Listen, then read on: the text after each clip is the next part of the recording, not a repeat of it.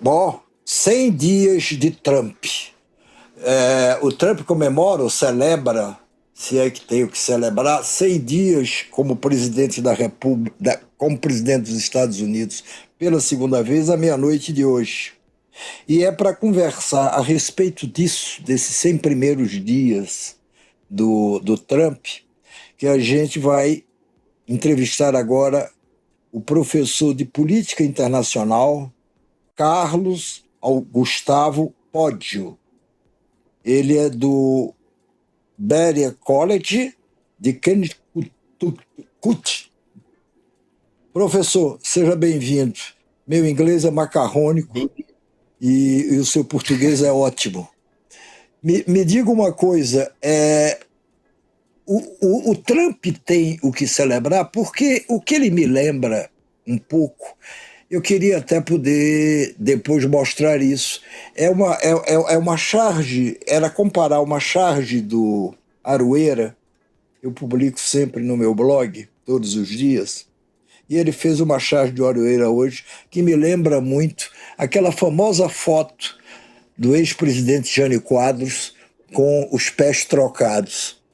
Aquela foto, essa foi a charge do Aroeira hoje, e ela podia subir. Veja, ele está de pé trocado, pé numa direção, o pé na outra direção.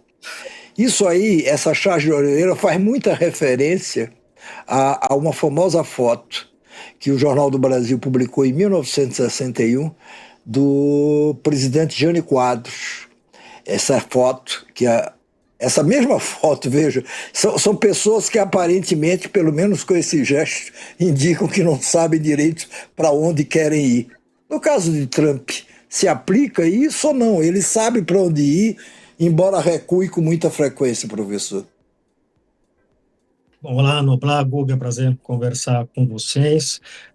Eu acho que essa charge aí, ela foi muito bem, a referência muito bem feita ao Jânio Quadros, né? A gente precisa entender que, é claro que o Donald Trump, ele é presidente agora pela segunda vez, né? Portanto, presidente reeleito, mas o Donald Trump, eu já havia apontado isso diversas vezes, né? Esse Donald Trump de 2025 é muito diferente do Donald Trump de 2017, né? Da primeira vez que ele foi presidente.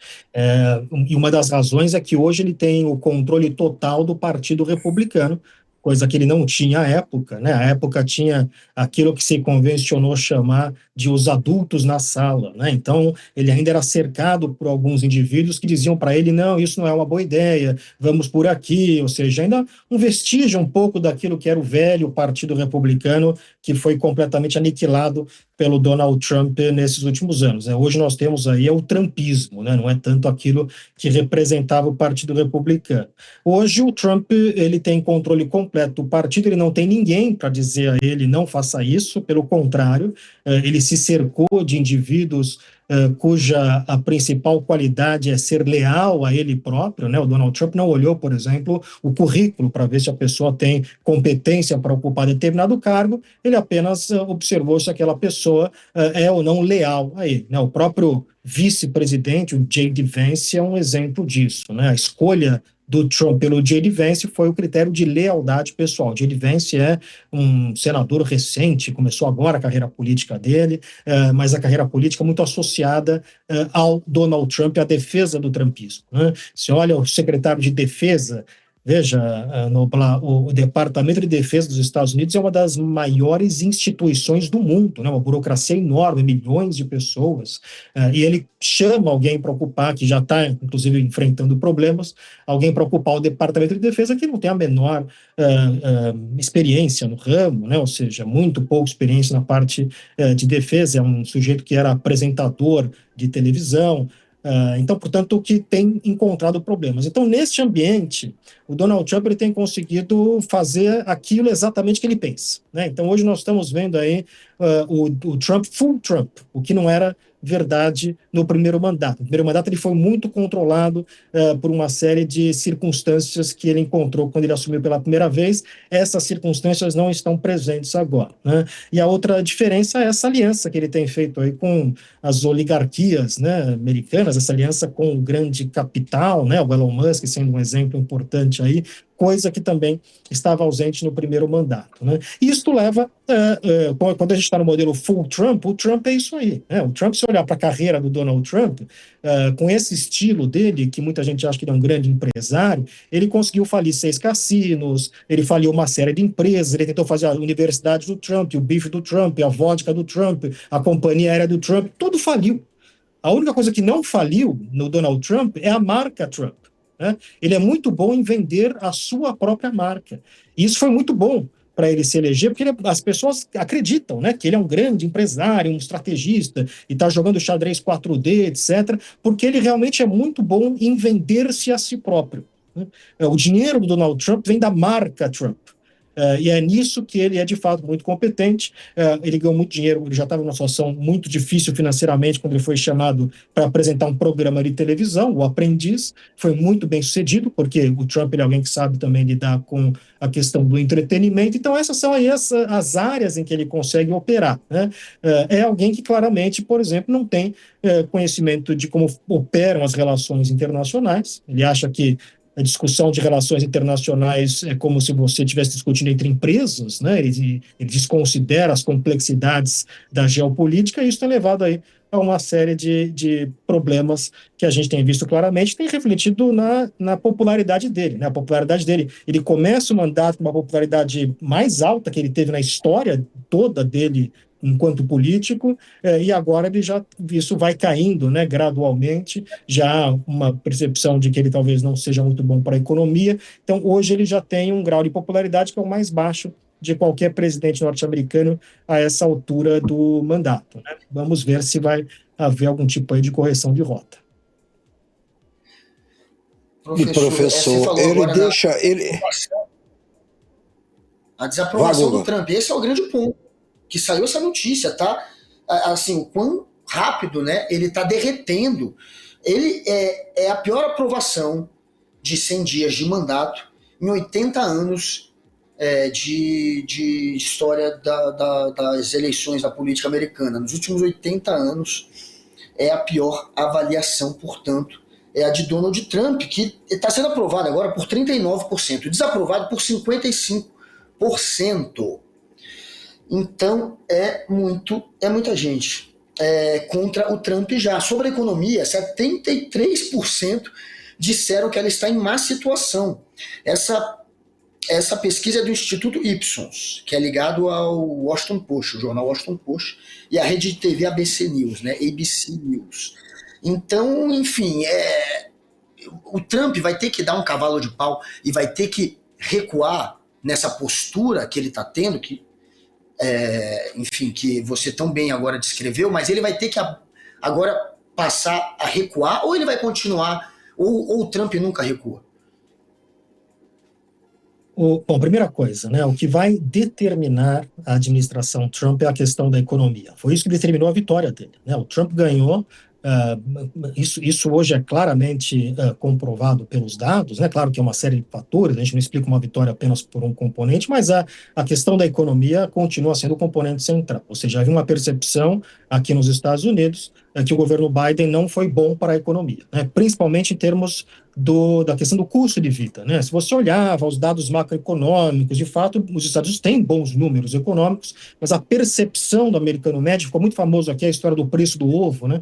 E de fato aumentou muito o preço do ovo, porque é uma representação do aumento de preço das coisas que as pessoas compram no dia a dia, no mercado, etc.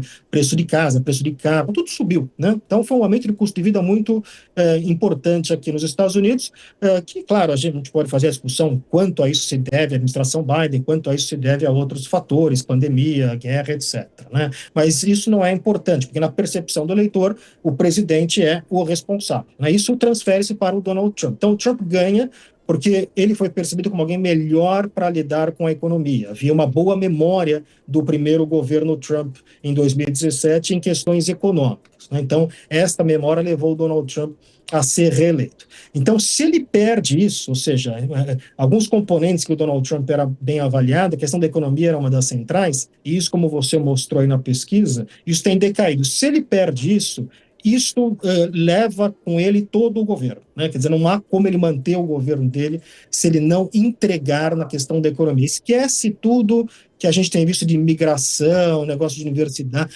tudo isso é lateral. Tudo isso é algo que não tem importância perto da importância que tem a questão econômica, que vai ser determinante. Se essas tarifas, né, representarem, como qualquer economista está dizendo, e a gente já está percebendo de alguma forma aqui, aumento no preço, né, dos produtos nos Estados Unidos, isso vai ser um problema político muito grande para ele. Razão pela qual agora ele já está tentando fazer algum tipo de meia-volta, né? Ele foi o primeiro a piscar nessa disputa com a China. Ele falava, então a China bota tarifa, eu ponho mais ainda, né? E chegou a 150% de tarifa, agora ele não sabe o que fazer com isso, porque ele achou que o Xi Jinping ia ligar para ele para pedir um acordo. Ele falou, olha, as pessoas estão me ligando, usou a expressão, estão beijando o meu traseiro, pedindo, não, senhor, por favor. Ele falou desta forma, né? Quer dizer, como se os outros líderes internacionais se humilhando diante dele, pedindo, por favor, vamos fazer um acordo, etc. Bom, a China não agiu dessa forma, né? Aliás, não é dessa forma que países agem, né? Ninguém pede por favor, e a China enfrentou, aumentou, colocou tarifas, e agora é o Donald Trump que está pedindo, pelo amor de Deus, via imprensa, para o Xi Jinping fazer algum tipo de negociação, que aparentemente o Trump percebeu o problema que é isso para os Estados Unidos. Ele já colocou isenção, né? Por exemplo, de telefone, computador, etc., né? Já foi.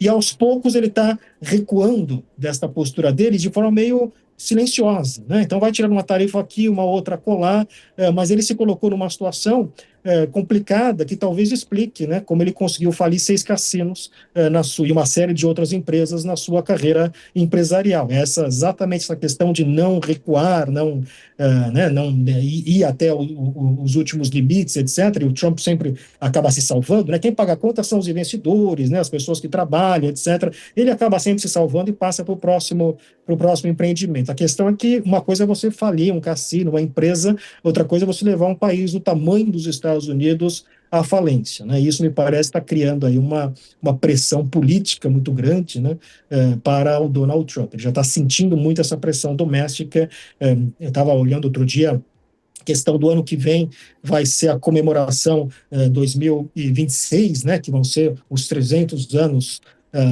da independência norte-americana, perdão, os 250 anos da independência norte-americana, e já tem a questão dos fogos de artifício, né? Os fogos de artifício vêm todos da China, e você já tem que começar a fazer essa encomenda agora. As pessoas que são aqui são muitas vezes pequenos negócios, né? O sujeito tem uma barraquinha tal que vende fogos de artifício e tal, ela não sabe o que fazer nesse momento, pede, não pede, e se demorar para pedir, outras pessoas entram na fila de produção e isso acaba prejudicando. Então está prejudicando famílias, né, que vivem disso, né? Empresa de brinquedo, empresa de... Então uma série de questões que estão sendo prejudicadas. Quando isso começar a chegar na população como um todo, né, começar a atingir, começar a ter desemprego, começar as pessoas perderem o emprego, o preço subir, aí vai ter uma pressão política ainda mais forte para o Donald Trump. Talvez ele não queira chegar nesse ponto, razão pela qual ele está agora desesperadamente buscando algum tipo de acordo com a China. Agora, professor, o Trump não dá sinais todas as vezes que ele vê que alguma coisa não avançou na direção que ele desejava, ele não recua, quer dizer, ele não tem, de alguma maneira, sido flexível em muitas coisas, ou não? Ou é impressão equivocada minha? O estilo do Trump é exatamente o de não recuar. Até tem uma questão, talvez, aí de caráter psicológico, né? Ele se sente que não pode recuar jamais. Isso é o que leva, muitas vezes, a fazer decisões equivocadas. Então, o instinto dele, eu diria que é não recuar, né? Essa é a questão. O problema é que não é só o instinto dele que está contando agora. O problema é que ele está sendo, como eu disse, pressionado por uma série de forças políticas e econômicas que vão ser profundamente prejudicadas com essa política, que é uma política que não tem, assim, não se sustenta, né? A ideia de que eu vou botar tarifa contra a China e agora nós, Estados Unidos, vamos começar a fazer tudo o que a China faz, isto é economicamente algo que é uma ficção econômica, né? Qualquer economista sério vai te dizer isso. Qualquer economista sério poderia dizer para o Donald Trump isso. O problema é que ele não tem gente em torno dele que tem coragem de dizer isso para ele, falar, Trump, não é assim, isso não vai dar certo, né? Pelo contrário, são pessoas que passam o dia inteiro agradando o Trump, tem medo de ser demitido, tem medo de que o Trump faça algum tipo de chilique nas redes sociais contra a pessoa. Então ele criou essa questão, que é um problema que a gente vê em outros líderes, né? Principalmente líderes autoritários, né? O Vladimir Putin escrevi um artigo para o Estadão em que eu falo exatamente sobre isso. O Putin teve problemas semelhantes na invasão da Ucrânia. Ele cometeu muitos erros, e muitos dos erros que o Putin achou que a invasão seria rápido, em uma semana estaria em Kiev, etc. E muitos dos erros que o Putin cometeu na Ucrânia têm a ver pelo fato que ninguém falava para o Putin dos problemas, né? Ele se cercava de pessoas cuja única função era dizer sim, você é maravilhoso, você é ótimo, faça tudo o que você quiser. Né? Ninguém para dizer, não, pera, calma, talvez isso não dê certo. Então isso é um problema em termos de tomada de decisão em grupo, né? Principalmente alguém que tem essa personalidade do Donald Trump de ir até o fim, né? De não recuar, de ver recuar como uma derrota. Veja como ele agiu quando ele perde as eleições em 2020. Ele jamais recuou. Até hoje ele fala que foi ele que ganhou, etc. Né? Então o instinto dele é não recuar, e ele só recua quando obrigado por forças externas. Né? Então, quer dizer, a perspectiva do mercado responder muito mal, e vai responder muito mal, principalmente o dólar norte-americano, o mercado de títulos do Tesouro norte-americano, que diz que foi uma questão que deixou o Donald Trump muito preocupado. Então, essas questões podem levar ele eventualmente a fazer algum tipo de recuo, e ele dá uma explicação qualquer, dizendo que não, mas, de fato, isso vai ser um recuo. Mas se for um recuo, é por pressão que ele vai sofrer dentro do governo por conta do fato de que são políticas que não têm a menor chance de dar certo. Professor, o Tarcísio, ele usaria neste momento o bonezinho, o Tarcísio governador de São Paulo. Será que ele usaria hoje o boné Make America Great Again do Trump, que ele chegou a usar e agora é cobrado por isso? O Trump está deixando de ser um garoto propaganda e está virando agora alguém que pode queimar o filme? A direita aqui do Brasil vai continuar se apoiando nele, ou se ele continuar derretendo nas pesquisas, vão parar de posar de trumpistas, o Tarcísio, o Bolsonaro e afins? Eu acho que ainda é muito cedo para a gente dizer isso, né? O Trump ele tem aí um apelo, como você apontou, muito forte, né? Simbólico e emocional, para uma parte expressiva de setores da política brasileira e da política mundial que se inspiram no estilo do Donald Trump. Né? Então, tem muita gente, quer dizer, esses que você citou são aqueles que, veja, nós não estamos falando como apoiadores ou público em geral, que talvez, né, possa ou não apoiar o Donald Trump. Aí são pessoas que têm uma ligação e que vê no Trump uma simbologia, né, um símbolo de um determinado tipo de se fazer política. Agora, caso, né, de novo, ainda é muito cedo para a gente tirar qualquer conclusão, né, o Trump pode amanhã, como ele tem feito, né, acorda e fala, não, vou tirar todas as tarifas, a gente nunca sabe o que vai acontecer, né? Aliás, esse é um outro problema, essa imprevisibilidade por si só já causa um problema, né? O Trump amanhã acordar e dizer, vou tirar todas as tarifas, não vai melhorar totalmente a situação, porque vai ficar para sempre essa sensação de que os Estados Unidos não podem ser confiáveis na questão de negócio, né? Até porque eles têm acordos assinados com o México, com o Canadá, que estão sendo claramente violados com todas essas tarifas, né? Então, se quebrou aí uma questão de acordo, de confiança, que é uma questão muito difícil de se voltar. Então, se no longo prazo, estamos apenas com 100 dias, parecem 100 anos, mas são apenas 100 dias do governo Donald Trump, né? Se daqui ainda temos eleições, ano que vem, eleições de meio de mandato, né, legislativas nos Estados Unidos, né? Então, acho que eu não vejo, né, esse segmento da política brasileira e mundial abandonando o Trump nesse momento, né? Eu acho que ainda precisamos esperar para ver os resultados concretos das políticas do Donald Trump para tentar, enfim, observar se vai haver algum tipo de movimento de abandono, né? O que seria algo muito forte, dado que o Trump ele entrou, né, na política americana e mundial, representando aí uma nova forma, né? Um novo jeito de se comunicar, um novo jeito de se fazer política, e que hoje a gente vê que é algo muito forte, né, para diversas forças políticas. Então, estou dando uma resposta longa, né, para uma resposta curta para a sua pergunta, que eu acho que é cedo ainda para a gente dizer precisamos esperar e observar quais serão aí os resultados concretos. O Donald Trump ele é conhecido por ser alguém que já em situações, né, difíceis e deu a volta por cima, né? Vamos lembrar da invasão ao Capitólio, né, quando parecia que ele estava liquidado politicamente, ele volta e é novamente eleito presidente dos Estados Unidos. Então, eu não subestimaria, né, a sapiência política do Donald Trump ainda nesse momento. Agora, professor, o Trump ele já chegou a admitir que ele pretende, pelo menos, tentar se candidatar novamente, coisa que, salvo engano, a lei ou não prevê ou proíbe. O senhor podia explicar melhor isso? Isso é mais vamos dizer, um arroto de grandeza dele, ou de fato há espaço, há meios e modos dele poder conseguir realizar essa ambição dele? Essa é uma outra diferença do Trump de agora para o Trump de 17. O Trump de 17 ele testava, né, algumas normas norte-americanas, né, algumas questões, né, jogava para a plateia. Agora ele está muito mais claramente desafiando normas e regras da legislação norte-americana. A Constituição norte-americana proíbe que o Donald Trump concorra a um terceiro mandato. Mas não é apenas a Constituição. Veja, nós temos desde o George Washington, o primeiro presidente norte-americano, não havia. Esta é uma emenda à Constituição norte-americana que foi aprovada na década de 50, depois que o Roosevelt, né, se candidatou, foi presidente durante 4 mandatos consecutivos. Ele morre no começo do 4º mandato. Mas até o Roosevelt, né, que é eleito em 1933, ou seja, então você tem do século XVIII até meados do século XX, todos os presidentes americanos, não por uma questão de regra ou de lei, mas por uma questão de norma, abandonavam, não concorriam a um terceiro mandato, né? Poderiam concorrer. O George Washington poderia ser presidente a vida inteira, mas ele lança esta norma dizendo assim, não, eu sou um presidente, não sou um rei, né? Então não concorreria a um terceiro mandato. Então, do George Washington em diante, todos os presidentes, ainda que pudessem legalmente candidatar a um terceiro, não se candidatavam. Bom, esta norma, ela é quebrada pelo Roosevelt, ela, portanto, vira uma regra, né? Então, ela passa a ser uma regra estabelecida pela Constituição norte-americana. O fato do Trump brincar com isso, né, dizer, está brincando com a Constituição dos Estados Unidos, né?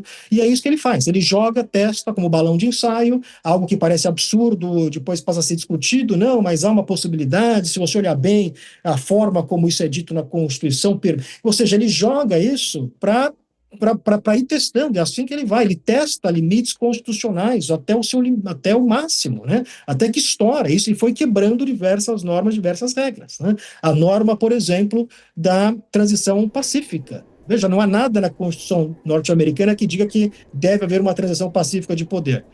Isso é uma norma, né? O candidato que perde liga para o candidato derrotado, reconhece a derrota, faz um discurso dizendo que ele conhece, é um discurso que não é apenas de reconhecimento, mas é um discurso para os seus próprios apoiadores, né? Dizendo, olha, estamos numa democracia, perdi, bola que segue, né? Ele quebrou essa norma, né? Assim como ele vem quebrando diversas normas não escritas e agora também pretende quebrar normas escritas, né?